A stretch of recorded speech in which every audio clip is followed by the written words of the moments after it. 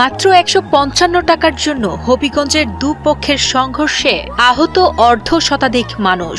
এক পক্ষের দাবি ৩০ টাকা, আরেক পক্ষের দাবি ১৮৫ টাকা।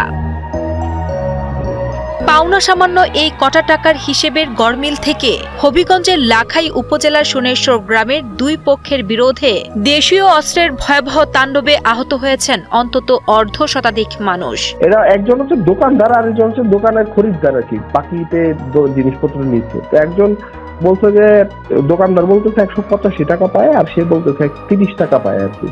এই নিয়ে কথা কাটাকাটি পরে হচ্ছে তাদের যে আত্মীয় স্বজন যারা আসছে তারা দুই পক্ষের আত্মীয় স্বজন মিলে এই ঝামেলাটা করছে আর কি। এই হচ্ছে মূল বিষয়। এখন স্বাভাবিক আছে এবং পুলিশ আছে ওখানে, আমাদের থানা পুলিশ কাজ করতেছে। এরপরেও আমাদের হচ্ছে দুই পক্ষকে শান্ত রাখার জন্য যেটা করার সেটা আমরা করতেছি। সোমবার দুপুরে ব্যবসায়ী জালাল ও রসম আলীর সমর্থকদের মধ্যে দেশীয় অস্ত্র নিয়ে চলা ১ ঘন্টার এই তাণ্ডবে গুরুতর আহতদের উদ্ধার করে জেলা সদর হাসপাতালে ভর্তি করা হয়েছে।